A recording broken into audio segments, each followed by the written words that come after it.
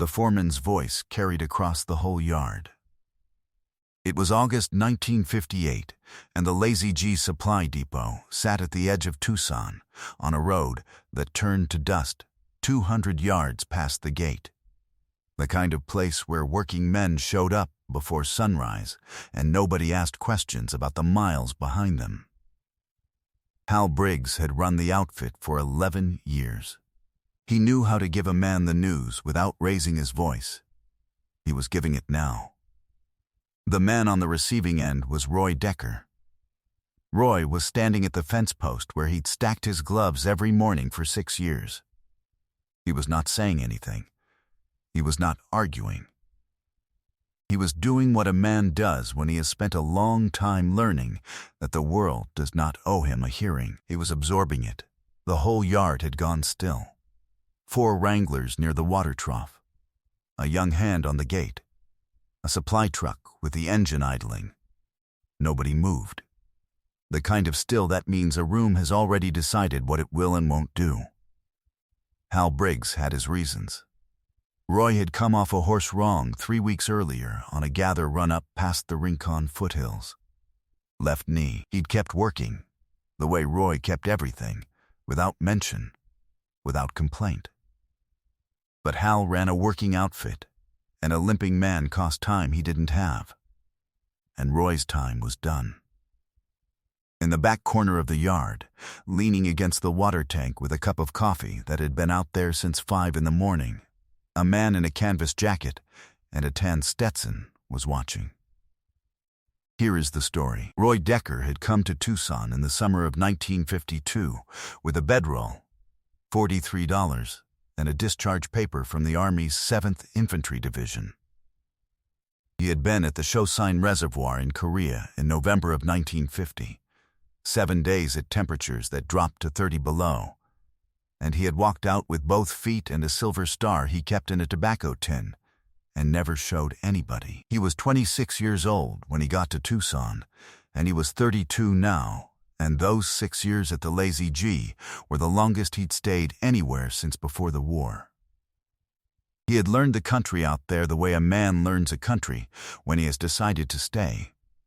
The draws that held water in July, the rocks that split wrong in the cold, the way a horse reads the sand after rain. He could smell weather coming off the Rincons 18 hours before it arrived. He knew which gates stuck in the cold and which posts would need resetting after the August floods. He kept his gear better than anyone on the outfit. Saddle rigged the same way every morning. Tack hung so the next man could find it in the dark. He showed up before Hal and left after. In February 1955, he had found a break in the north fence in the dark of a Monday morning and spent 11 hours running wire in sleet before anyone else knew there was a problem. Hal had given him a nod, and that had been enough. Roy did not have family in Tucson. He sent money north to Flagstaff, where his sister lived with her 3 kids, and a husband who worked the rail line when the rail line had work. He had been doing that since 1953, $40 a month, every month, sometimes more. He kept a room above Crenshaw's Hardware on 4th Avenue. The landlord's name was Pete Crenshaw, and Pete had fought at Anzio, and they had an understanding that didn't require much conversation. When the knee gave out on the gather run, he had taped it himself, said nothing, and kept riding for 3 days before Hal noticed the way he was favoring the stirrup. Hal had taken him off the long runs and put him on yard work, which Roy did without complaint. Because Roy did not complain, but yard work paid $1 less a day, and Roy had already done the arithmetic on his sister's rent in his head. Then Hal had come out this morning with the paperwork already folded. 6 years of mornings before sunrise. 6 years of fence line and gather runs and 11 hours in February sleet. Roy stood at that post with his gloves stacked on top of it and looked at the paperwork and did not say a word. The wranglers at the water trough looked at their boots. The young hand on the gate looked at the middle distance. The supply truck kept idling. Have you ever watched something that was plainly wrong happen right in front of you and felt the room decide not to move? Drop your state in the comments. I want to see how far this story reaches. The chair didn't scrape. There was no chair in an equipment yard. What there was a coffee cup set down on the edge of the water tank, set down slow, with a deliberate kind of care. And then the man in the canvas jacket straightened up and walked across the yard the way a man walks when he has already made up his mind and isn't advertising it. Unhurried, even, like the ground belonged to him and he had all day. Hal Briggs looked up. The man stopped about 4 feet from where Hal was standing, and he looked at the paperwork in Hal's hand, and then he looked at Roy, and then he looked back at Hal. He took the Stetson off and held it at his side. What's his name? Hal blinked. Decker. Roy Decker. And Mr., this is a business matter, and I'm going to have to ask you to, Roy. The man looked at Roy. You got somewhere to be this morning. Roy looked at him. He didn't answer right away.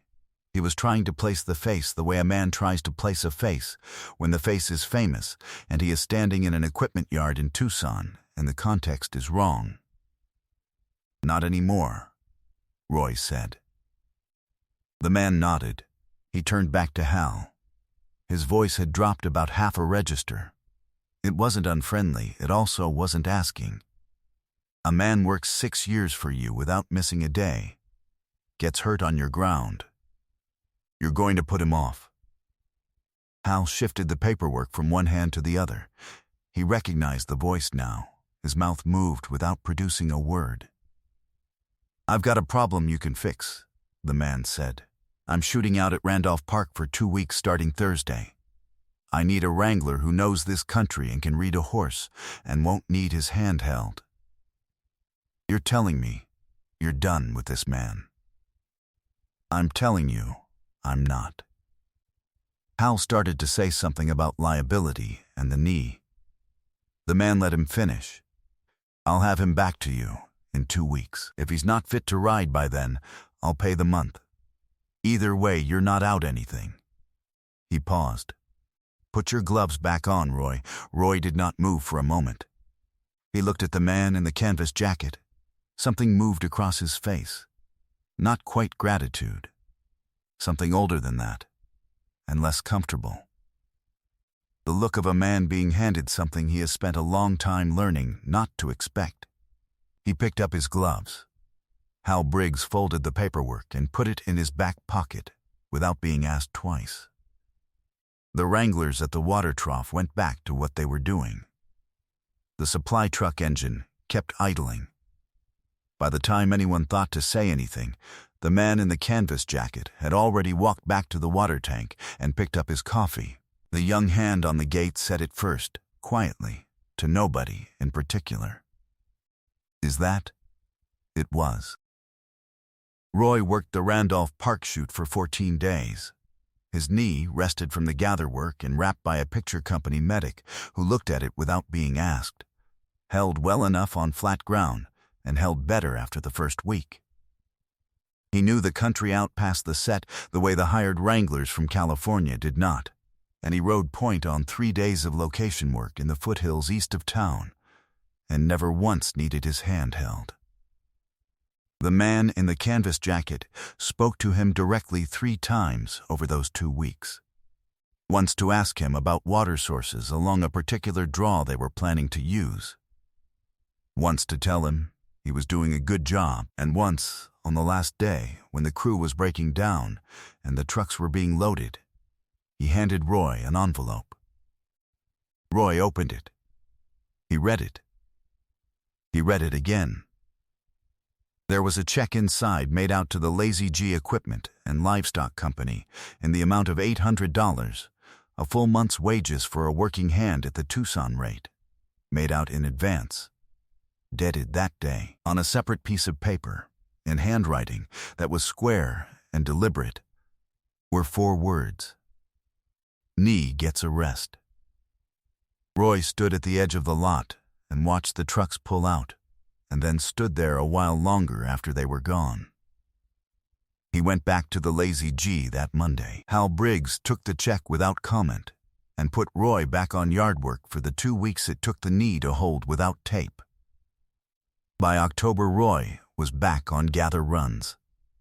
He worked the Lazy G for 7 more years after that, until 1965, when Hal retired and sold the outfit to a man from Scottsdale who had different ideas about how things should run. Roy took his discharge from the Lazy G the same way he'd taken everything else, quietly, without complaint. He went back to Flagstaff and helped his sister. Her husband had left the rail line in 1961, and her oldest boy, Michael, was 16 and needed steadying, and Roy steadied him the way Roy steadied things, by showing up every morning without being asked. Michael Decker graduated from Northern Arizona University in 1966 with a degree in civil engineering. He built roads in the Four Corners region for 31 years, bridges and culverts and 40 miles of route reconstruction across Navajo ground. He earned a reputation as the kind of engineer who stayed on site and didn't leave until the pour was right. He told the story of his Uncle Roy, the kind of man Roy was, the way Roy showed up, the thing Roy never said about the $800 check and the knee and the man who handed him an envelope on a Tucson lot to his own children and, later, his grandchildren. Roy died in Flagstaff in March 1979. He was 53 years old. He had the silver star in the tobacco tin in the bedside drawer and, in a frame on the kitchen wall, a single piece of paper with 4 words in square, deliberate handwriting. Knee gets a rest. The frame was still there the morning his sister took the last of his things. The paper had gone a little yellow at the edges. The handwriting had not changed. The afternoon light came through the kitchen window the way it always does in Flagstaff in March, low and long and slow, moving across the frame and then going, and the frame remaining. John Wayne never told anyone about Roy Decker. Not on the set at Randolph Park, not to the director, not to the crew, not in any interview anyone recorded or any letter anyone turned up.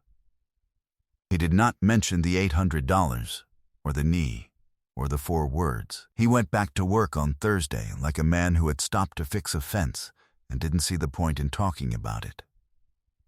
There is a particular kind of man who notices the people a room has decided not to see, who watches a foreman fold a piece of paperwork and looks not at the paperwork but at the man being handed it, who understands, without needing it explained, what 6 years on the same fence line before sunrise is worth, what it costs, and what it means to have it taken on the wrong morning. That kind of man does not help you for an audience. He doesn't help you so you'll know he helped you. He helps you because it is the thing to do, and then he gets in a truck and drives away. And the morning keeps going. If this story reached you, share it with someone who needs to hear it. Subscribe if you haven't yet. There are more stories like this one, and every one of them deserves to be told. And unfortunately, they don't make men like John Wayne anymore.